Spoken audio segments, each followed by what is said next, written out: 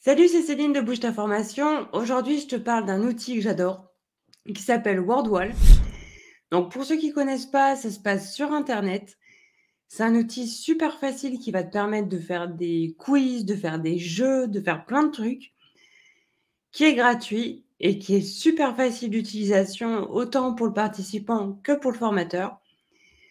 Et ça, on adore. Allez, c'est maintenant. Alors, pour commencer, tu vas aller taper WordWall sur ta barre de recherche Google. Ou peu importe, le navigateur que tu utilises et celui où on va aller, c'est le .net/fr. Donc tu arrives sur cette page-là, le mieux, c'est d'aller te créer un compte, hein, directement parce que le fait d'avoir un compte, ça va te permettre, une fois que tu auras créé ton activité, déjà de pouvoir la retrouver plus facilement, de pouvoir la partager et en plus de ça, d'avoir accès aux résultats de l'activité que tu as créée. Donc, une fois que ton compte est créé, ça logiquement, ça devrait aller, tu as pas besoin de moi. Tu vas sur créer une activité. Donc là, on se rend compte qu'on a quand même accès à pas mal d'activités gratuites. Donc je crois de mémoire qu'on a le droit à 3 activités et après il faut passer au format payant. Donc sur les gratuites, tu vois, tu peux faire des appariements. Tu peux faire tourner des roues, tu peux faire des tris, des mots manquants, des paires, enfin il y a vraiment, vraiment pas mal de choses et des trucs plutôt rigolos. Dans les modèles pro, donc là forcément c'est avec un paiement.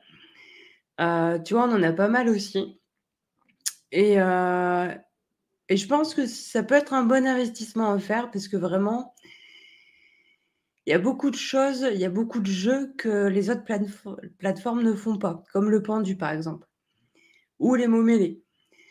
Hein, je pense notamment, aux formateurs qui font du FLE ou des formateurs en langue, en anglais ou peu importe, où ça peut être sympa de faire ce genre de jeu. Alors aujourd'hui, moi, je vais utiliser le modèle frapper une top parce que je trouve c'est rigolo et puis ça va te permettre de voir un petit peu, comment c'est construit. Donc tu cliques sur le modèle qui t'intéresse, tu vas donner un titre à ton modèle. Alors donc là, cette activité, moi, je vais la faire sous forme de questions-réponses. Donc mon titre d'activité, je vais mettre par exemple, hop, qu'est-ce qu'un outil numérique? On va mettre collaboratif. Qu'est-ce qu'un outil collaboratif? Donc là, en instruction, je vais mettre frapper les bonnes réponses. Et donc là, en fait, je vais venir lister toutes mes bonnes réponses et je vais mettre des réponses incorrectes.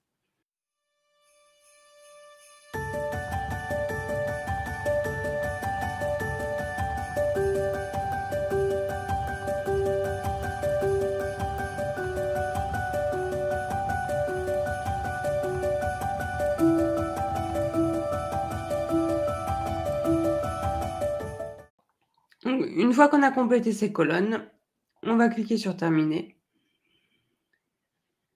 Et donc là, en fait, on arrive directement sur une zone de test où on peut tester notre activité, ce qui est plutôt pas mal. Donc, frapper une top, qu'est-ce qu'un outil collaboratif? Frapper les bonnes réponses, on va cliquer sur démarrer.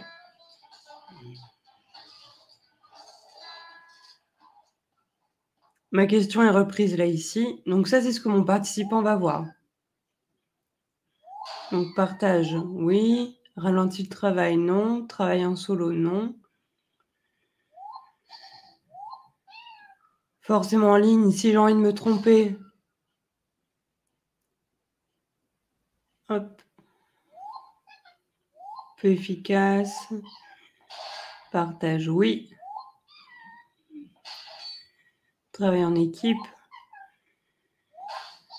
Vous voyez, à chaque fois, en fait, j'ai soit le petit liseré vert ou soit la croix rouge pour me dire quand j'ai faux. Donc mon temps est écoulé, en plus j'ai le droit à mon score, hein, donc j'ai eu, 8. Je suis le premier, forcément, c'est la zone de test, hein. Et donc voilà, une fois qu'il est, partagé, donc je vais vous montrer après comment partager, mais une fois qu'il est partagé, vous pourrez avoir un classement Vous pourrez avoir accès aux réponses, enfin vos participants auront accès aux réponses et ils pourront recommencer l'activité autant de fois qu'ils le souhaitent. Ce qui est plutôt pas mal. Donc moi, en tant que formateur, de mon côté, si jamais je vois que j'ai fait des boulettes, je peux toujours aller modifier, hein, mon contenu. Donc je clique là ici et je retourne à ma page initiale ou si je fais une faute d'orthographe ou si je me suis trompée dans l'activité, peu importe. Je corrige et je reclique sur terminer. Je peux également revérifier ce que j'ai fait. Donc ça, c'est la première encoche. Le deuxième, donc donner une tâche. Donc ça, en fait, c'est plutôt pas mal parce que ça va permettre de partager son Word Wall et de l'attribuer effectivement comme une tâche à nos participants. Donc soit on oblige nos participants à saisir leur nom avant de commencer, soit on peut le mettre en anonyme si on sent que nos participants vont préférer le faire de façon secrète. Ou soit on peut carrément le partager en tant qu'activité sur notre Google Classroom. On peut mettre une échéance. Vous faites l'activité avant tel jour, telle heure. Et à la fin du jeu, donc on peut cocher, voir les réponses, voir le classement, où est-ce qu'on se situe par rapport aux autres et choisir si nos participants peuvent recommencer ou pas l'activité. Donc tout ça, c'est du paramétrage. Incorporer.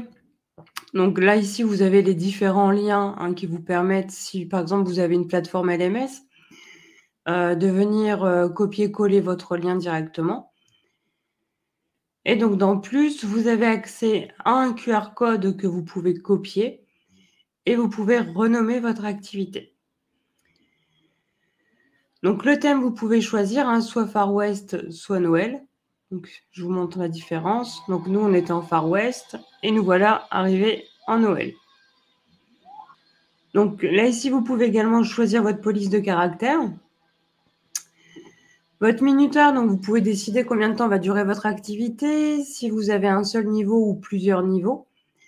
Donc vous pouvez choisir également la vitesse auquel les tops apparaissent. Donc les réponses, on peut, si on se rend compte qu'on s'est trompé dans nos colonnes, qu'on a mal rempli, on peut cocher pour inverser nos colonnes directement. Et on a des bonus fin de partie. Donc une fois qu'on a partagé notre activité et que nos participants ont répondu, là ici en fait on a notre classement.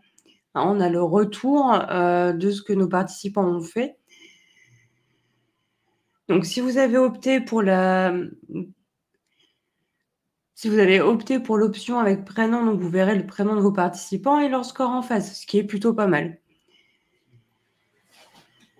Une fois que vous avez tout bien paramétré, vous allez partager votre Word Wall. Pardon. Donc pour ça, rien de bien compliqué, on clique sur le bouton,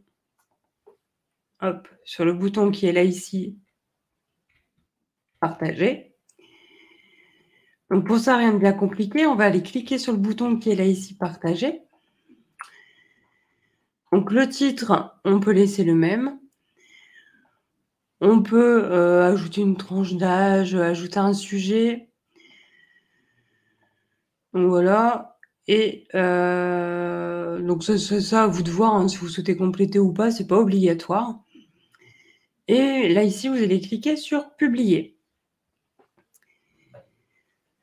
Donc votre ressource est publiée, vous pouvez la copier, la partager directement sur Facebook, sur Twitter, sur Google Classroom, obtenir le lien pour intégrer à votre site web ou obtenir le QR code.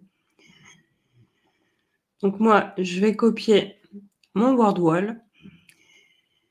Je clique sur terminer et ce que j'aime bien faire, c'est aller tester. Donc pour ça, je vais prendre une autre page Google. Hop. Donc avec un autre profil et je viens tester mon Word Wall.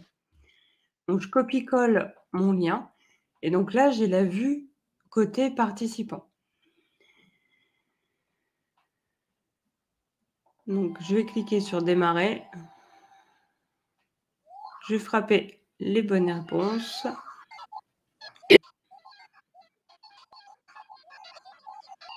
Je me suis fait avoir, hein.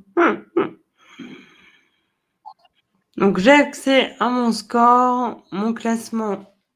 Donc je vais mettre mon prénom. Et donc là, je vois que je suis première. Bah oui, j'ai fait un effort, j'ai bien répondu. Donc ça, c'est ce qu'on voit côté participant. Et côté formateur, hop, si je réactualise et que je retourne sur mon classement, je vois que la première, c'est Céline. Bravo. Et que j'ai un score de 14. Voilà, donc là, on a vu l'activité top. Donc, soit effectivement, vous retournez sur votre activité, soit comme vous êtes logué là ici, vous avez accès à vos résultats. Et donc, imaginons, vous créez votre activité, vous décidez de ne pas forcément la partager tout de suite parce que c'est quelque chose que vous avez anticipé. Vous retournez sur Wordwall, vous pouvez avoir accès dans mes activités, aux activités que vous avez créées, et pour les partager, il vous suffit juste de cliquer sur les 3 petits points, partager. Donc là, pareil, hein, vous pouvez faire plein de choses, hein, attribuer en tâche, modifier le contenu, renommer, dupliquer, enfin, vraiment je trouve que c'est super facile. Je trouve qu'il y a pas de bouton parasite comme on peut voir sur d'autres sites qui viennent nous mettre plus en difficulté qu'autre chose. Et en plus, je trouve que c'est rigolo, ça peut mettre de la bonne humeur pour une évaluation, et ça a un côté plutôt fun. Alors pour ceux qui préfèrent le côté un petit peu plus sérieux du métier de formateur, on va avoir des choses qui peuvent aussi s'y prêter, hein. Vraiment, tout dépend de ce que vous souhaitez faire. Alors celui-ci, frapper une top, il est peut-être un peu enfantin, même si à l'aube de mes 40 ans, moi, ça me fait toujours rire. Mais je comprends aussi que pour certains participants, ça puisse ne pas passer. Donc on va avoir des choses avec des visuels peut-être plus professionnels, hein. Donc n'hésitez pas à aller faire un petit tour, à aller regarder toutes les activités qui existent, et venez nous mettre en commentaire ce que vous en avez pensé, si vous avez testé, et peut-être même si vous voulez qu'on teste avec vous vos activités, si vous souhaitez les partager. Voilà, en tout cas, je vous remercie d'avoir regardé, et puis je vous dis à bientôt pour une nouvelle vidéo. Ciao!